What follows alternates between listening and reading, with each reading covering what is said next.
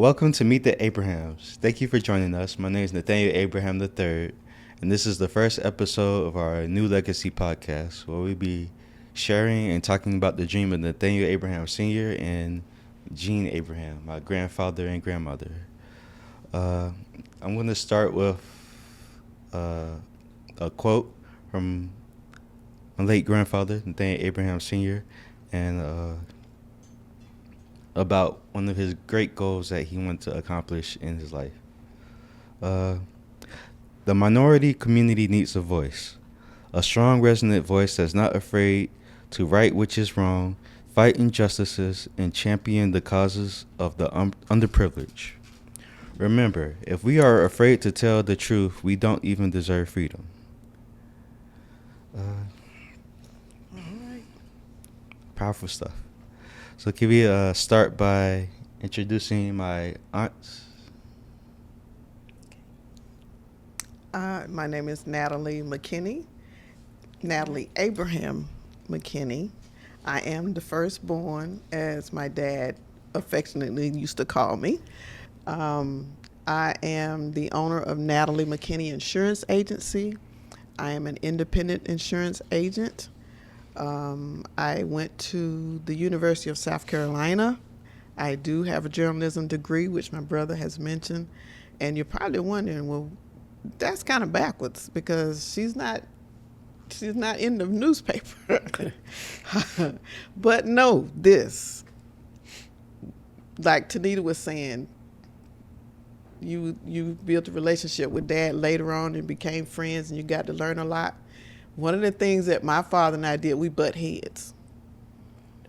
I wanted to go into journalism, but I didn't want to go into print. I wanted to do TV. Thus, why I ended up working at WIS TV. But at the end of the day, Dad was excited about that because I worked at WIS TV, whenever there was something going on in the community and he had a voice or had something he wanted to say about it, then I had connections to get him on TV to talk about what was in print. So anyway, that's just a little blurb. You probably didn't know that. But anywho, just some of the other things that I do, I also am an author. I am a best-selling author, 2-time best-selling author on Amazon. And I also have a consulting business called New Mantle Enterprises where I teach entrepreneurs how to build a business, how to structure and set it up for business success. So as you can see, the one thing that I'm excited about with this is that I went into entrepreneurship first, and then Nate joined the family business, which he was second going into the entrepreneur space. And Tenita, she was like, I ain't trying to do all that. But later on, she realized and she jumped in, so I'm excited. So you have 3 entrepreneurs representing 3 different perspectives of what it is to build a business and run a business as a young African-American minority business owner, which has its own set of challenges. We all know that. We've experienced that. But that's also some of the things that we're going to bring to the table, is to be able to let you know that with perseverance and resilience, you can create a business. During the pandemic, you had over 5 million people start businesses. And sadly enough, the record is after 2 years, most of them have closed or gone out of business. We have continued to survive and strive. I've been an insurance agency owner for next year will be 10 years. And I didn't have no clue that I would still be here 10 years later, but thank God I am. Dad supported the vision whenever there's been need, and Tenita as well. We've all jumped in and rallied in and come back. And Nate, what you need us to do? What can we do to help? Because we're all for one another's success, regardless of whether we're in it day to day or just supporting, putting the papers out. When the paper first started, one of the things I used to hate to do, we would have to go sell them newspapers. Yes. In the heat. In the heat, but they were 25 cents Outside. a copy. And then Daddy said, well, if you sell the papers, you can keep the money. So let me tell you, Yep. then we have no problem selling the newspaper then because we knew we was making money. But unbeknownst to us, we didn't know that was Dad's way of giving us a taste of what entrepreneurship is like and what it's about. So anyway, there are going to be just stories that we're going to share along the way. So we invite y'all in to be a part of the journey, be a part of the conversation, and see where you can see yourself in any one of us as we move forward. Good afternoon. My name is Tenita Abraham, and I am, I guess, the baby girl of Nathaniel Abraham Sr. and Jean Abraham. So I'm the latest and greatest of the three. Oh my goodness. I am the owner of Building Legacies, which is a financial education and also now AI consulting firm where I teach individuals ways to build their finances and protect them along the way, as well as help them within their finances and their business. So that's what Building Legacies is, that part of me. I am also, as Nathaniel took over the Carolina Panorama about 14 years later, my father also had a publication, a magazine called the Progressive American Magazine. I took that over for about 2 or 3 years before I went back to corporate. And that's how I first got into journalism. So unlike my sister who had a journalism background and my brother who had been working under my dad, I was the kind of the what you want to call it? I don't know. I was the one that fought with Daddy about how he did everything first. Trying to bring it up to date. So, but with that, eventually, with Nate, thank goodness, still staying in, he was able to keep it going and bring it up to where it is today. So, not too long ago, to piggyback off of what he said was a history, going through some, I'm going to try to say. She's also the teary-eyed one. She cries Just a will lot. come to Daddy. Just will come to Daddy. All right. So, of course, as many of you know, because we lived it out loud during COVID, I took care of Dad for about 8 years in my home. And in his later days is when I developed a friendship with my father. At this point, we could be silly. It can be normal because he's not in the public eye, right? Mm-hmm. So several different occasions, something would be on the news or I would notice him noticing things and kind of be able to bring him out to speak on it. And quite a few of those situations that was going on during COVID is when he shared more of stories like this that he wrote in the paper that he didn't necessarily say out loud. And so after he passed, it's been 3 years ago, and I also realized today is the anniversary of the birth of Building Legacies, which I started with my father. But after he passed, and it was, what do we do now? I had a dream about us coming together. And I held on to that dream for quite some time as I went through life. And some things that happened health-wise and things like that. Like most of you in your family have been going through a lot of things since 2021. And it got to the point where I had to let that dream go and put it out there. And that's where I came to my siblings and then eventually to my son and nephews and nieces. And I was like, the reason why we're not moving forward in life and we're holding on to the distractions around us is because we're not doing this together. And throughout all of the businesses that we have met through the years, the family unit behind the business is what kept it going. And so I say that out loud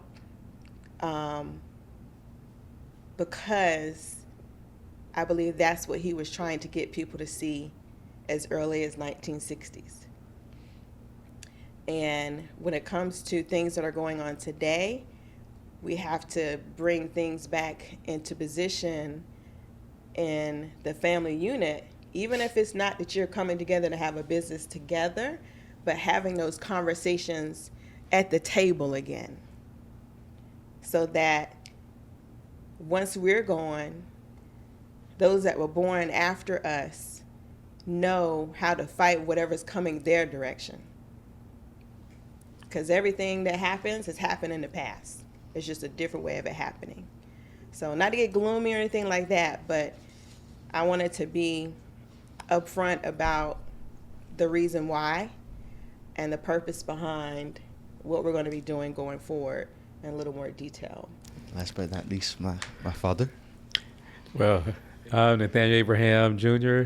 I am the only son of Nathaniel Abraham Sr. I'm the person who took over a newspaper. I'm the publisher of the Carolina Panorama newspaper in Columbia and the Low Country Panorama newspaper in Charleston. We've been publishing in Columbia for 39 years. We've been publishing in Charleston for 4 years. So we've always, so I joined the publishing industry, newspaper industry right out of college, and I've been there ever since. So I've been, it's our 30th year, and I've been in the paper 38 years, so I joined a year after we started it. And next year will be our 40th anniversary, so we'll be celebrating that as well.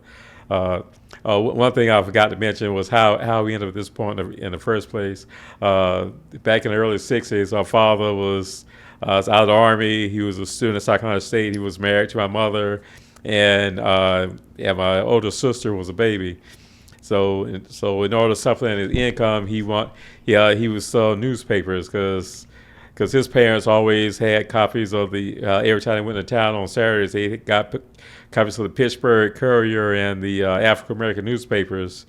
So he was familiar with African American newspapers. So he saw a chance that he would sell papers while I was a student at South Carolina State. Well, when he decided I need to make more money, so he said, "You figure out if I can make $100 a day, then I can have a decent life." So he found the paper was published at Columbia. So he came to Columbia to meet the publisher, and the publisher said, "All right, well, you want a newspaper? You can still advertising." They said we've never done that before, but he'd always been good at sales because even when he was a child, he was good at sales, and that's how he kind of got out of having to help plow in the fields and everything. He was sell produce, so he didn't have to do as much of the back-breaking farm work as his siblings. Well, anyways, so the guy gave him some few papers and a couple of rate cards. Said, "All right, we'll just go out and see businesses and see if you can sell advertising." So he knew what he was doing, but he went out and went a bit various business around town, and came at the end of the day and said, "Well, I don't know how I did, but here's what I did." So he had some checks and some contracts put on the publisher's desk, and the publisher called his wife in and said, "Well, look what this kid did."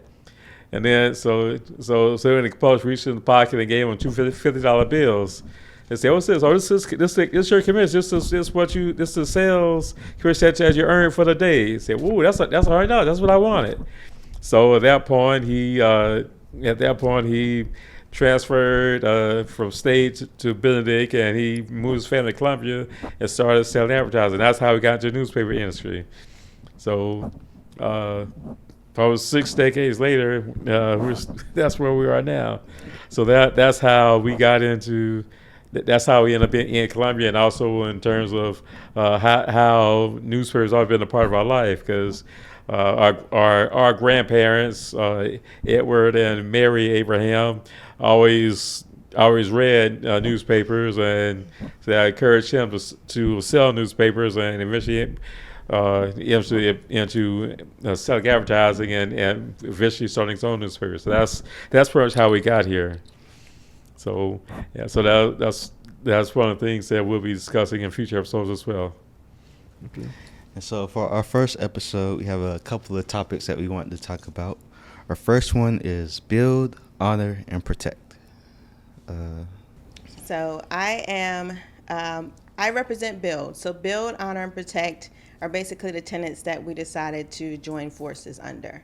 I represent Build because my role is to basically bring everyone to a point of realizing who they are, what they have, and how to use that into building up their legacy, whether it's building up through a business, building up through a story, that's just sharing their story that they have, or anything like that, just kind of bringing that to the table so we know that we have something in us to put out to the world that should not be washed away. So that's what we mean by build. Honor is this one over here. So I'm going to pass it over to my brother. Well, one of the things that Brother was talking about is honoring legacy and building upon the standing on the shoulders of your ancestors, and that's how you honor the people that came before you, because you should always be building and growing and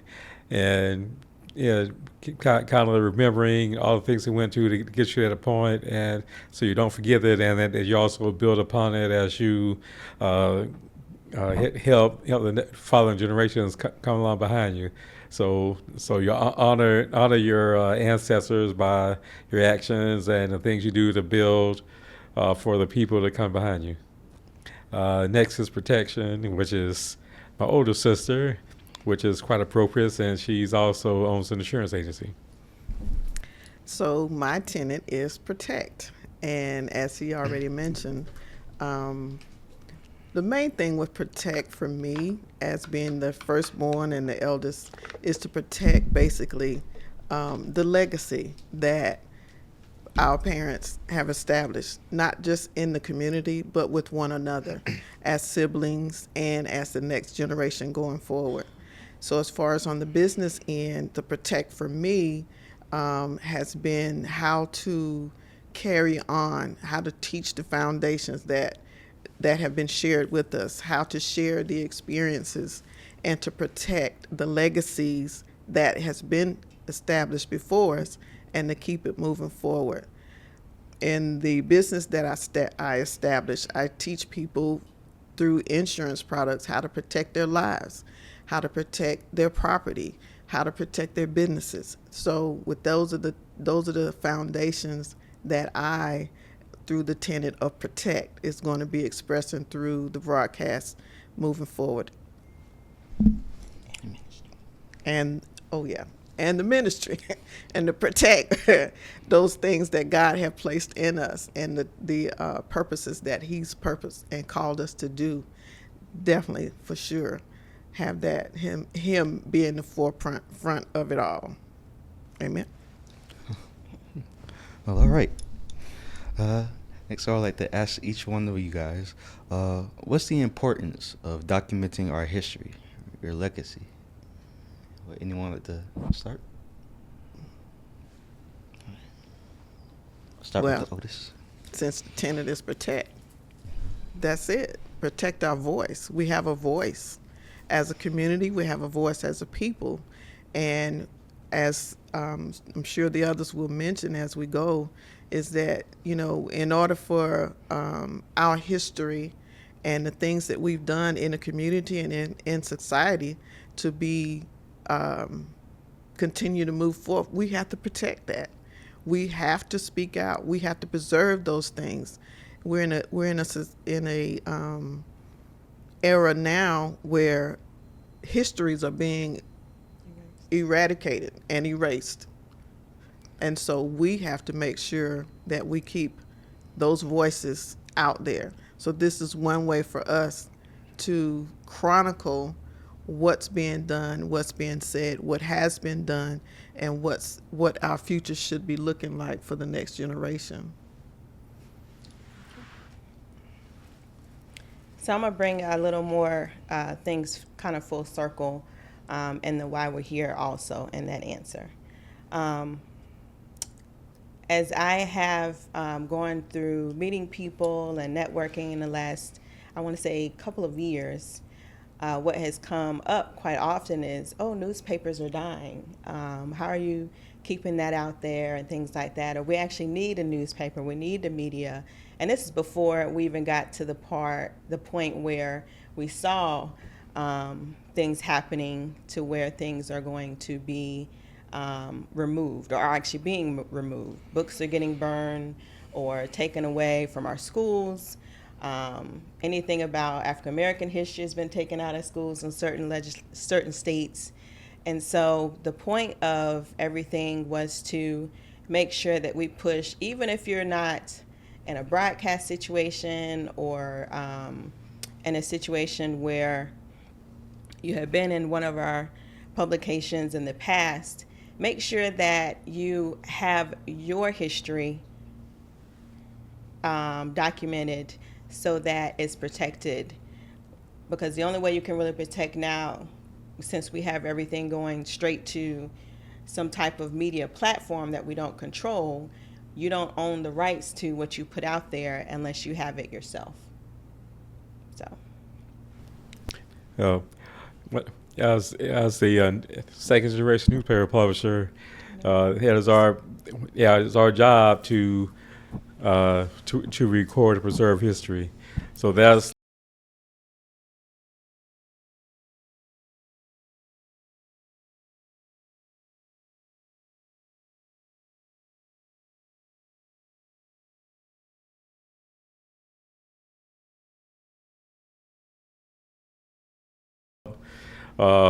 things that have happened. I mean, I was at a convention one time and ran to a woman and said, "Wait a minute, you did the first story I did of me 30 years ago," and she actually found an article and she actually had it on her phone. So we were sitting there and said, "Well, yeah, this is a story I did on 30 years ago." And she still had copies of it. So that is the importance of preserving history and our legacy. Some of that can't be erased. So that's what we do. We always urge people to preserve your personal history now in your family. Write it down. We also record our personal history. Preserve, also record so that your upcoming generations can know the history of the ancestors, what they're going through, and also as a newspaper, we also preserve that as well. All the things going on in the community, we record that. Now, one thing I always found funny is my older sister. She was actually a journalism major. But she ended up in an insurance agency, and I was a history major, and I end up in business. So I said, well, I guess it kind of works because the newspaper is the business of recording history, so it kind of fits. But something I always thought was kind of funny that I did not go to journalism school, but I ended up in the newspaper industry. For the future episodes of the podcast, what can the audience look forward to?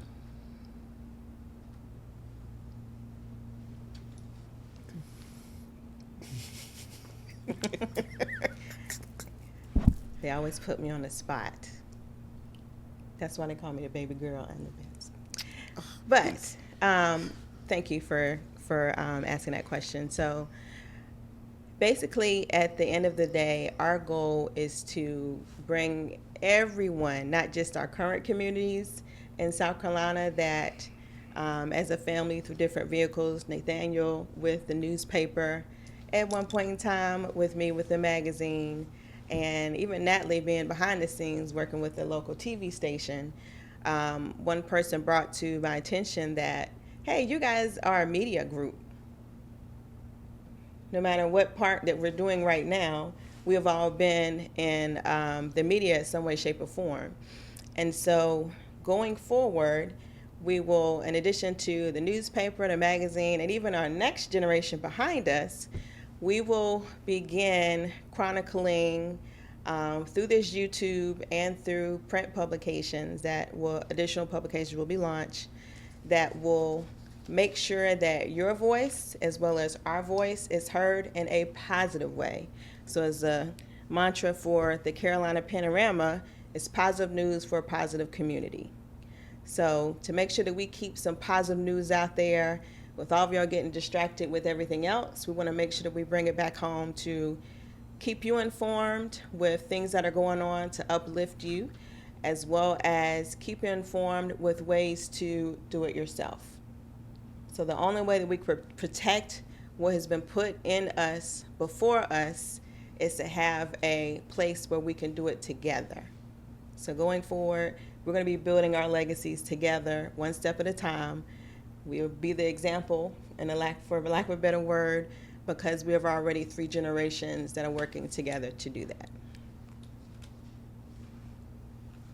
You want to add? And as we go forward, we'll be, in addition to, we'll also be doing coming together to do our podcast together. And we also have our own individual podcasts. We also have different areas of expertise. For instance, Tenita, in addition to finance and business building, and she's also a certified AI consultant. So, sometimes she talk about Natalie. She's, in addition to being a minister and an insurance agent, she's also has background in journalism, background in finance. Author. So she'll be exploring various topics. Me, I'm in the media, business. So I'll be discussing various topics in terms of learning to how to publicize, grow your business, all things media and business related. And we'll also be talking. Talk about our kids are coming up. They'll be doing their own shows as well in terms of next generation, some of the things that they're building. All of them are kind of a lot more tech oriented than we are. So, but yeah, so they have topics that even well beyond what we can speak about. So we'll all be coming out with a lot of different topics. So we'll be coming together and talk about a lot of business stuff. Multi-generational business stuff, all types of family business topics that we'll be talking about as well. So we'll have a wide variety of topics that we talk about as we grow and go forward. So that's a couple things we're going to be talking about. One of the things I want to mention is just maybe shift a little bit. So this is the first time the 3 of us, meaning the children of Nathaniel and Jean Abraham, have actually come together and created something where we all can have a voice and be our own individual selves, but also just show that you can stand on the shoulders of your mother and your father and still be individual, but honor who they are, build from what they created, and also protect what was established and move forward. I just want to commend, as the firstborn, commend each of us for having a heart and to say, yes, let's do this in this timing. And I want to actually thank Tenita for being the force with that. She was the one who took care of Dad for the most part in his last few years, and she heard a lot of stories that Nate and I grew up in. Tenita and I are about 15 years apart. So there are things that she did not experience because she probably wasn't here during those building days when Dad was building and grinding and in the public eye and the things that he went through. So we're going to be talking about a lot of those things and how that impacted us, and specifically Nate and I, as we matriculated through our life and the careers in education that we pursued. But to have all these 3 perspectives come together and now also include the next generation for their perspective, I think that's going to be what's going to make this particular podcast special, because we're not the only ones to have lived out or living out a legacy.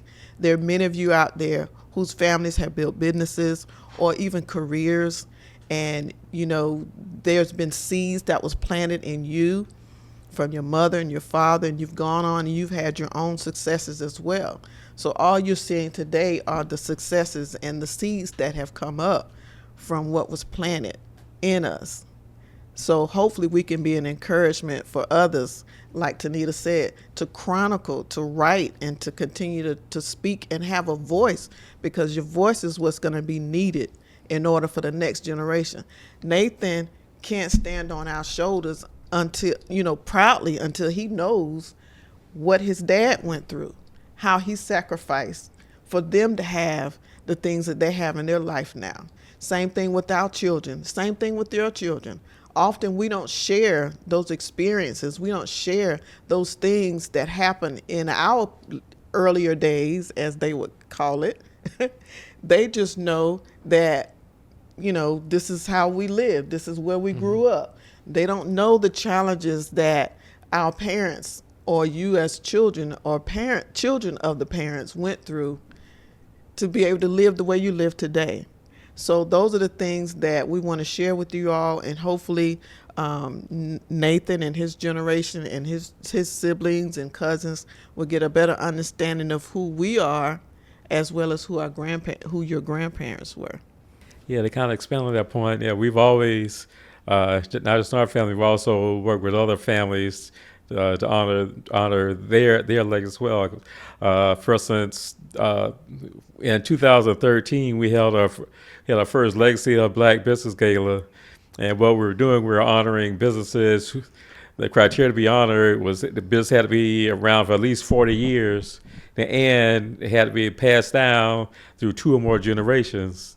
So there were 70 businesses that we honored that year. I think the youngest one was 41, and the oldest was 103. Wow. And two of them were in their 5th generations. So we've always been about honoring legacies, and not just our own family, but other people as well. We had a big gala at the convention center and brought everybody together. We've done it several times since then. So we encourage to make sure that your legacy is preserved, as well as other business as well. One of the things that at a first gala, one of the participants was talked to my wife, and she who actually planned again. She said, and the person said, "Wow, I never knew that my ancestors when we did all this," and said they've gone decades, never been honored at all. And so they were real in tears, because they were actually learning about some of the things that their ancestors did, and some of the things they did to build businesses. So that's some of the things that we as a family have always been about, and we encourage you to work on your legacies and preserve it and transmit information to your descendants as well. And I also wanted to piggyback on the both of what they stated as well.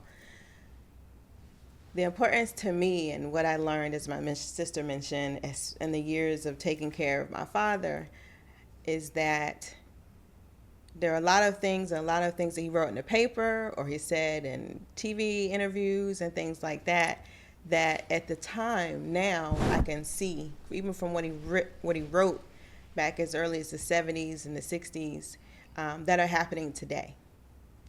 So there are visions that were clearly in him that are now coming into play right now.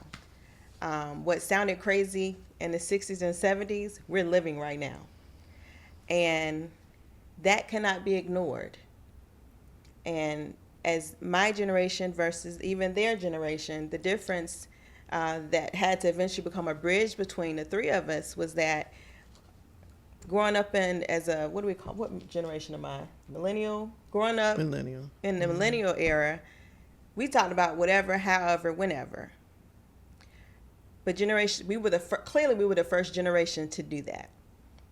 Right? So, but now, because we've had that independence a little bit more, we're also, and a lot of us are in that generation of not sharing behind us too.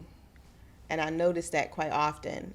But that's where we protect who we are, and everything we fought for to raise our kids remains out there to let them know the why that we do what we do. And one thing that mom and daddy showed us as we were growing up, no matter what era we were in at the time, was there's a reason why I do what I do. It was always a reason why that daddy put himself out there, even though it may have stepped on some toes or hurt some feelings or not been in a certain event that one of us was involved in or anything like that. It was always a purpose behind it. And you don't get to see it as a child because you're still a child. But as an adult, as those stories are told, you get to understand them a little bit better and use them in your why going forward. So that's another reason why we're here. So I'm holding a few of the editorials that Dad wrote in his newspaper, and it just lines up with what you just said. And this is a commentary that he wrote from the Carolina Panorama, which was one of his papers, his last paper. And the commentary is from May 8th, 2008, and it is entitled Success and God's Will. And it reads, at the tender age of 74, I have but one goal in my life, to leave my family financially independent. Some must think I am an old fool for thinking this way, but that's what I've always wanted. That's why I'm still on this earth instead of gone home like a lot of my friends. I believe God let me live this long so that I might realize my lifelong dream. I had so many disasters in my life. Any one of those could have made me a ghost. I know at least twice that I was supposed to die, but God put his arms around me and I lived while everyone around me died. That's an experience I will never forget. As of April 28th, I turned 74, which was in 2008. For you who don't know it, old age is painful. I could go into a lot of things that you need to know about old age, but I won't. But if you keep living, you will find out soon enough. Now God has given me a vision, one that will let me realize my dream. Now it is up to me to make that dream come true. If it is indeed God's will that I should succeed for the good of my family, I can truly say my life has not been in vain. We are the representation that his life has not been in vain. We've come together and we're extending on the dream that he established, that he wants us to be financially independent. And I think most parents want some level of financial independence for their children. But we're extending on the dreams and the foundations that he built and that he desired for us to have. He talked about vision. He talked about legacy. I mean, that was what his driving force was, to leave this earth with us financially secure and having our own life that was better than his. So I just thought that was apropos for the moment because it was titled Success and God's Will. So God was in his life. God was pushing him, and God was talking to him and letting him know that he was on the path. It's a real powerful message. And for those who will be subscribing, the website link is legacyeventhub.org/Abraham Legacy. So that's where you can go to sign up. And as Nathan already stated, for any information that you want to send, if your family has been represented, especially with the Carolina Panorama or the Legacy of Black Business, or if you have a story, because like I said, most of you are new to me, so I know you're new to us as a group. If you have a story that's been passed down or anything like that, please share that with us, because that's the point. It's not just about us, it's about all of us.